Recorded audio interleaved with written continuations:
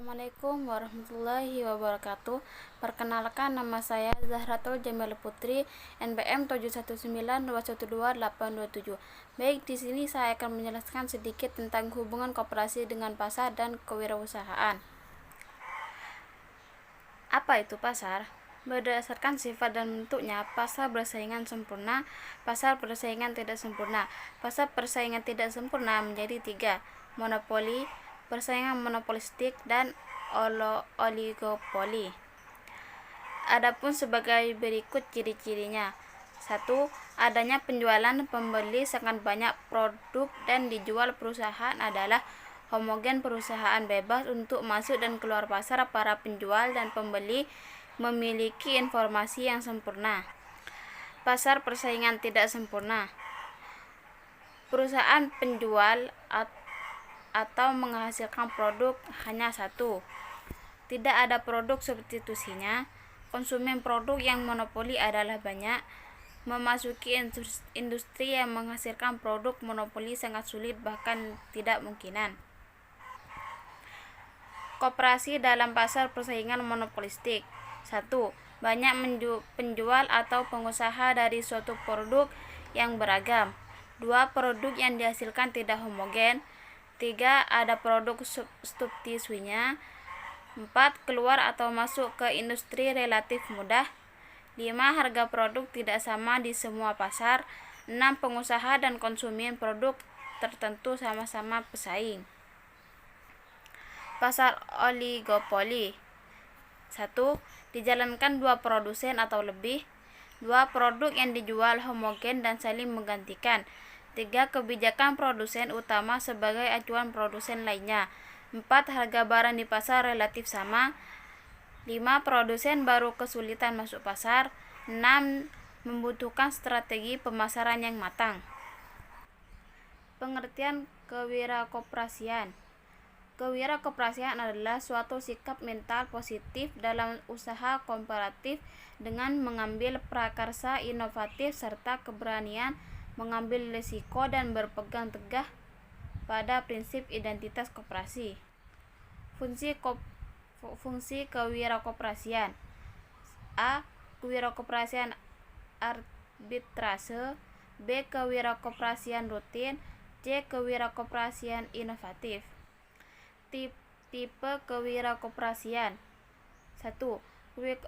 Kewirakoperasian anggota-anggota sebagai pemilik koperasi dapat menjadi wirakop bila ia mampu menemukan dan memanfaatkan peluang yang ada untuk pertumbuhan koperasi.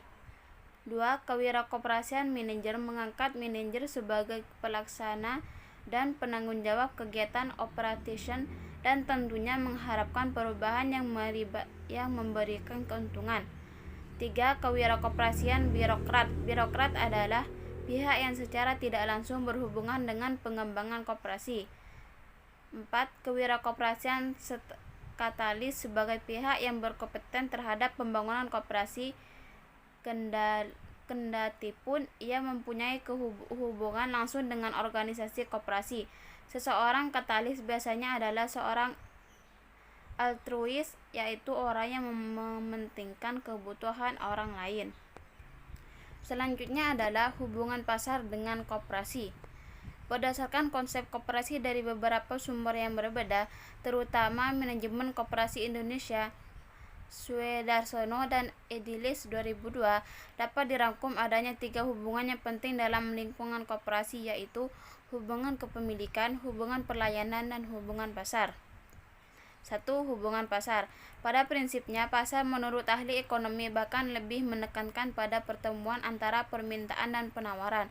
Permintaan merupakan rencana jumlah produk yang diminta pada periode waktu tertentu, sedangkan penawaran merupakan rencana produk yang akan ditawarkan pada periode tertentu.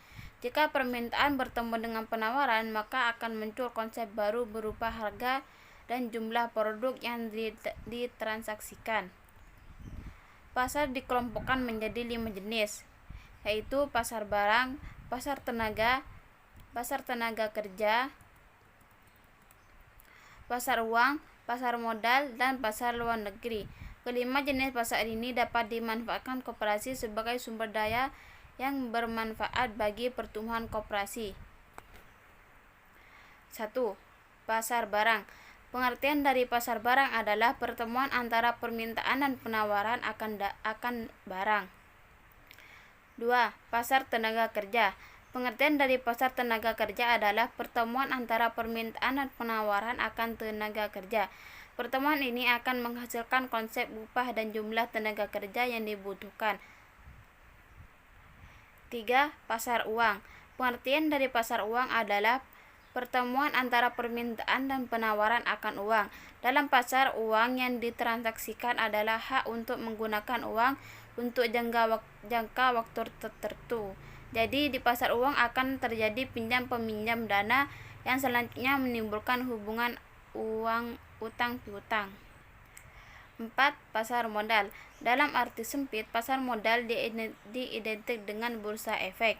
Dalam arti luas, pasar modal adalah pertemuan antara mereka yang mempunyai dana dengan mereka yang membutuhkan dana untuk modal. Bagi koperasi sendiri, memasuki pasar modal adalah suatu fenomena yang jarang dilakukan, sebab koperasi bukan kumpulan modal tetapi kumpulan orang-orang atau badan hukum koperasi. 5. Pasar luar negeri. Pasar luar negeri menggambarkan hubungan antara permintaan dalam negeri atau produk impor dan penawaran dalam negeri akan produk ekspor. Dalam rangka pengembangan koperasi, pemerintah sangat menganjurkan koperasi untuk bergerak di pasar luar negeri, artinya melaksanakan kegiatan ekspor-impor. Beberapa koperasi telah mengadakan kegiatan ekspor, terutama koperasi yang bergerak dalam industri kerajinan. Kekuatan dan kelemahan koperasi dalam sistem pasar. Koperasi sebagai bagian dari sistem pasar secara keseluruhan. Koperasi akan bersaing dengan perusahaan-perusahaan lain yang bukan koperasi. Koperasi harus mampu menggunakan kekuatan-kekuatan yang dimiliki, mampu mencari peluang yang dapat meningkatkan pertumbuhan, memanfaatkan kesempatan-kesempatan yang ada, dan memperbaiki kelemahan-kelemahan yang ada dalam tubuh koperasi. Berikut adalah kekuatan-kekuatan koperasi. 1. Economies of scale adalah adanya pembelian barang yang banyak. 2. Bargaining position di pasar adalah kekuatan dalam penawaran produk.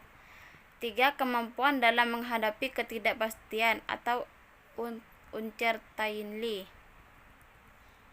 4. Pemanfaatan indirect market dan transition cost sebagai akibat self control dan self management. Berikutnya adalah kelemahan-kelemahan koperasi berdasarkan prinsip-prinsip, yaitu 1. Prinsip keanggotaan bersifat terbuka dan sukarela. Ini akan melemahkan permodalan dalam jangka panjang. 2. Prinsip kontrol secara demokratis. 3. Prinsip pembagian sisa hasil usaha berdasarkan jasa anggota. 4. Prinsip bunga yang terbatas atas modal. Hal-hal yang dapat dilakukan oleh koperasi untuk memperkecil tingkat kelemahan yang ada. A. Koperasi dapat membatasi jumlah anggota asal pembatasan itu tidak artifisial atau pembatasan yang dibuat-buat. B. Koperasi dapat memberikan preferensi tertentu terhadap jumlah modal yang dimasukkan oleh para anggota. C. Bunga modal yang terbatas adalah bunga yang wajar, artinya bunga yang sama di pasar. D. Pemasukan modal pada koperasi merupakan jasa. Semakin besar modal yang dimasukkan, semakin besar jasanya. Mungkin hanya itu yang dapat saya sampaikan. Kurang lebihnya saya mohon maaf. Assalamualaikum warahmatullahi wabarakatuh.